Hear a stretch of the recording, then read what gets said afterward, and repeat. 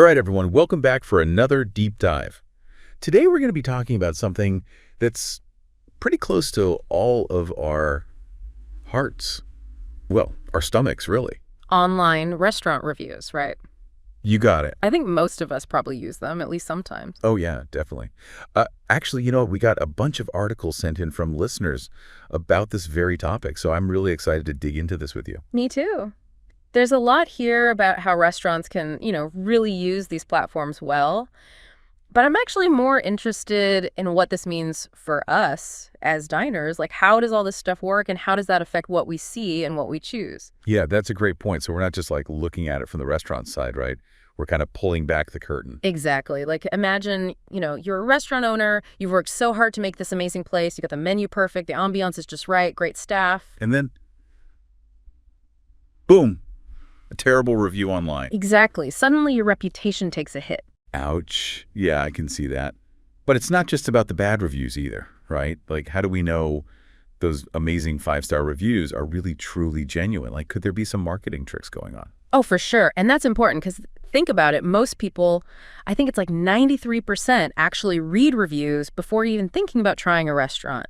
So those reviews, they're not just like passive comments. They're actively shaping how we see a place before we even go there. 93%. Wow. That's a lot of people. So you're saying a restaurant's online presence is almost as important as the food itself? Pretty much, yeah. And that means we've got to be smart about how we read those reviews, right? We got to look deeper. Take Yelp, for example. It's huge, especially for like casual places. And those Yelp Elite reviewers, man, they have some serious influence. Yelp Elite, yeah. I've always wondered about those folks. What makes them so special? Well, they've kind of like earned their status within Yelp by writing lots of reviews and being really active. So Yelp's like, okay, these people know their stuff. And they give their reviews more weight. So they can really impact a restaurant's rating. Interesting. So as much as it's good to get those insights from people who review a lot, we also got to remember their priorities might not be the same as, just a regular person going out for dinner. Totally. They might be into like finding the newest, oddest spot or getting that perfect picture for Instagram while, we might just want a good meal at a good price. For sure. Okay, so Yelp's big for casual dining. But then there's Google, right? Like, no escaping Google these days. And with Google reviews, it's all about how you show up in searches, right? Local SEO, as they call it. Right. Wow. And the key there is Google My Business. That's how restaurants manage, how they appear on Google Maps, search results, all that. So more positive reviews, higher ranking, simple as that. You search for, like, best tacos near me, guess who pops up first? The place with 1 million 5-star reviews, probably. So it's kind of like the more good reviews they get, the more people see them, the more customers they get, and then even more good reviews. It's a cycle, yeah.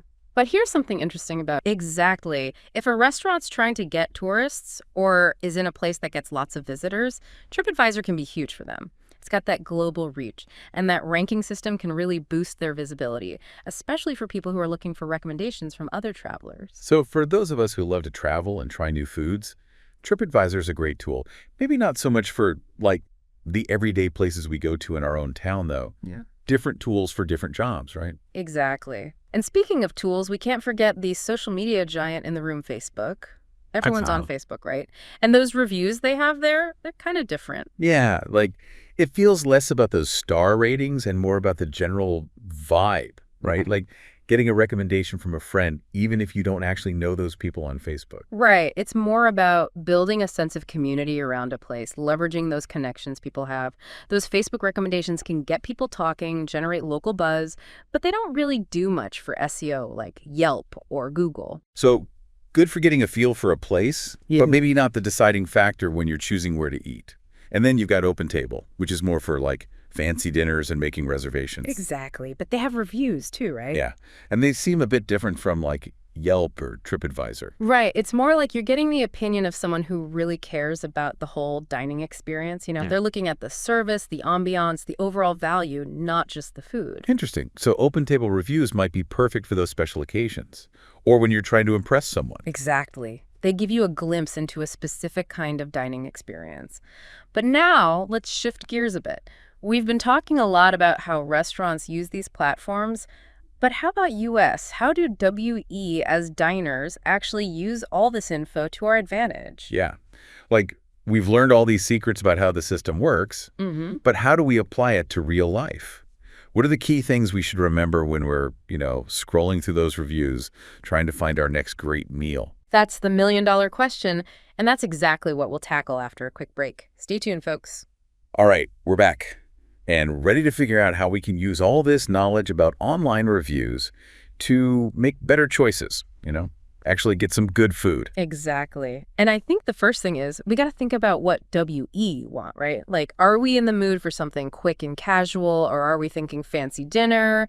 Do we want to support a local spot, or are we looking for something, I don't know, trendier? Yeah, good point. It's like those different platforms we talked about, right? Yelp, Google Reviews, TripAdvisor. Mm-hmm. They each kind of cater to a specific type of diner and experience. Exactly. And we also got to remember that sometimes those reviews, they're not always showing the whole picture. You see those ads or websites where they just pick out the best reviews. Oh, yeah, like they're trying to make the restaurant seem perfect. Right. But then you read the actual reviews and it's a different story. That's like those super filtered Instagram pictures, Everything looks amazing online, but then in real life. Not so much. So we got to think critically, read between the lines. Don't just get swayed by a couple of nice words. Be a review detective. Okay, but what about those bad reviews? Some people just skip them, but I actually think they can be helpful, especially if they're well written and actually explain what went wrong. I agree. Those negative reviews, they can be good for everyone. For us as diners and for the restaurants too. How so? Well, think of it this way. A bad review is a chance for a restaurant to show they actually care. Right. Like, it's not about making a mistake, it's about how you fix it. Exactly. If they respond to a negative review and they're sincere about it, trying to make things right, that can actually win over more customers than if they just ignored it. Yeah, shows they're taking responsibility. And being transparent, And for us, it gives us a little peek into how they handle things when, things don't go perfectly. Yeah, makes sense. Okay, so bad reviews can be good. But then there's the flip side, encouraging the good reviews, right? But how do they do that without being too pushy? Like those cards they sometimes give you, review us on Yelp. Ugh, yeah, I hate those. Me too, so awkward. What's a better way for them to encourage those good reviews then? I think it's got to be more about just creating an amazing experience, Like when the food's great, service is awesome, the whole atmosphere is perfect, you just naturally want to tell people about it. Yeah, you got to try this place. But how does a restaurant create that kind of feeling without, resorting to gimmicks? It's about consistency, Yeah. Delivering on those core things every time. From the minute you walk in to that last bite of dessert, every little interaction should be great. Like a chain reaction of good vibes. Exactly. And then even if someone's not usually the type to write reviews, a little nudge can help, like a thank you note with the bill, maybe mentioning they can share their feedback online, or a follow-up email with links to review sites. Subtle, but effective. Makes sense. But what about those places that offer, discounts or a free appetizer if you give them a 5-star review? Is that okay, or is that kind of cheating? That's a tricky one.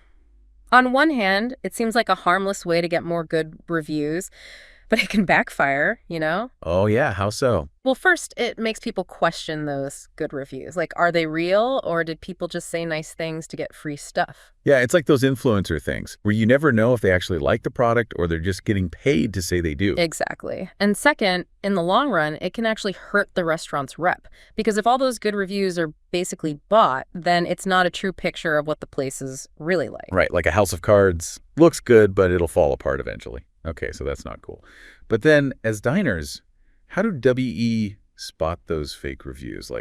Do we need some kind of secret decoder ring? Haha, I wish. There's no foolproof method, but there are some signs to watch out for. One is the language, Fake reviews often sound kind of generic, like, everything was amazing, best meal ever, but they don't give any specifics. Yeah, it's like they're trying too hard. Right. No real personality, no details.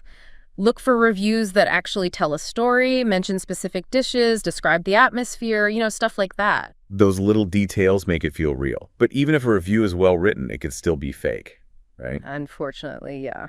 So look at the reviewer's profile too. Have they reviewed other places? Do their reviews all sound kind of similar? Do they have pictures to back up their claims? So basically do a little background check on the reviewer and make sure they seem legit. Exactly. And remember, 1 or 2 glowing reviews don't tell the whole story. Look at the overall pattern, See what most people are saying? Okay, so that's individual reviews, but let's zoom out a bit. Restaurants use these reviews as part of their whole marketing plan. Oh, yeah, for sure. Like you see those reviews everywhere on websites and ads. And it works because people trust other people, right? We're more likely to try a place if we see that other people loved it. Exactly. It's social proof, like a stamp of approval. Exactly. But we got to remember that those reviews are being used to influence us. Don't just blindly trust every review you see in an ad. Always be skeptical. Especially on a restaurant's own website, they're going to pick the best ones to show. Be an informed consumer. Yeah.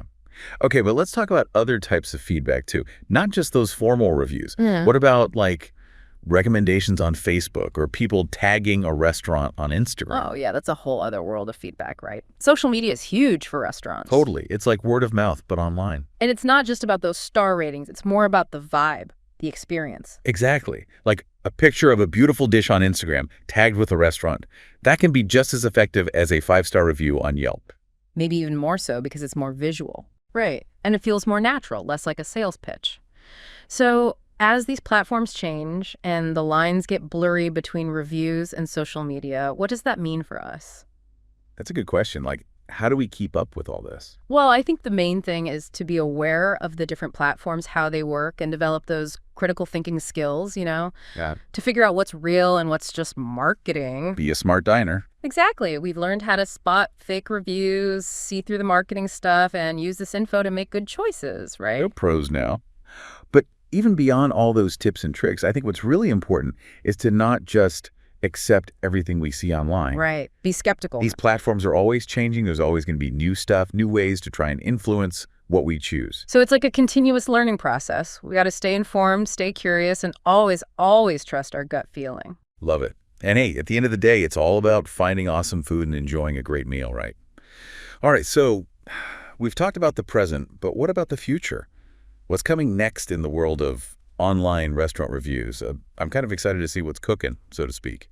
Well, get ready for things to get even more, immersive is the word. One big trend is video reviews. They're everywhere now. Yeah, I've definitely seen more of those popping up, especially on TikTok and Instagram. Yeah. It's definitely way more engaging than just reading a paragraph, that's for sure. Right. A video can capture so much more, the energy of the place, what the food actually looks like, how it's presented. It's like getting a little preview before you even go. And let's be honest, it's a lot harder to fake a video review than just writing something. Right. You can really see if the person genuinely likes the food or if the place actually has that vibe they're describing. For sure. Video is just more transparent, And for restaurants, it lets them show off their personality, create a more compelling story, I guess.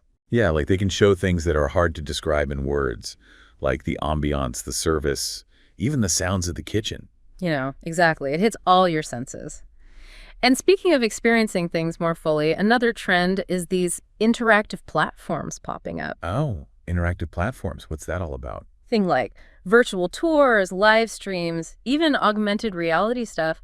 Restaurants are using tech to let people basically experience their space and their menu before they even book a table. Whoa, that's wild. Imagine you could take a virtual tour of a restaurant, see the layout, get a feel for the atmosphere, all without leaving your couch. Exactly. It's like having a window into the restaurant, right? You get a deeper sense of it before you commit to going. And for people who are really visual, imagine being able to see like a 3D model of a dish, spin it around, zoom in, see how it's plated, all before you order. That's amazing. Yeah. It's like the menu comes to life. This must be awesome for restaurants that have put a lot of effort into their decor and presentation. Yeah. Absolutely. It lets them showcase their style, their creativity in a way that you just can't do with pictures or words.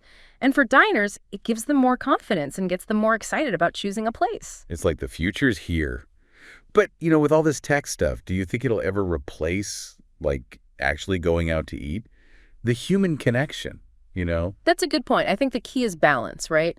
Tech can make things better, but it shouldn't replace those real human moments that make a dining experience special. Yeah, I agree. Think about those things that make a meal truly memorable. A friendly host, a server who knows their stuff and can give you good recommendations, a chef who comes out to chat with the guests, that personal touch. Exactly. Those are the things that make you want to come back, that make you feel like a valued customer, not just, another order. So tech should be used to support that, not replace it. Right. Like, imagine a virtual tour where you can actually chat with a live server, ask them questions about the menu, get personalized suggestions. That would be cool. That combines the best of both worlds. Okay, well, we've covered a lot of ground here, from the power of those star ratings to the future of dining in the metaverse. It's been quite a journey. So what are the main takeaways for our listeners, the things they should remember when navigating the world of online restaurant reviews? Well, I think the biggest one is just to be aware. Be aware of the different platforms, what motivates those reviews, and how restaurants are trying to, use them to their advantage. Like, we've been given this insider knowledge, right? We've seen behind the curtain, and now we're better equipped to make smart choices. Exactly. We've learned how to spot those fake reviews, how to decode the marketing speak, and how to use all this info to find the best food and have great experiences. We're review ninjas now. Yeah. But beyond the tips and tricks, I think this deep dive has also shown us how important it is to be critical thinkers about this stuff, right? Not just take everything at face value. Oh, absolutely. These platforms are always changing. There's always going to be new trends, new tech trying to influence us. So it's an ongoing thing. We got to stay informed, stay curious, and always trust our gut. Couldn't have said it better myself. And hey, in the end, it's all about enjoying good food with good company, right? That's what really matters. So as these platforms get more complex, as the lines between real feedback and marketing get blurrier, how will you navigate this ever-changing world? Love to hear your thoughts. Until next time, happy eating, everyone.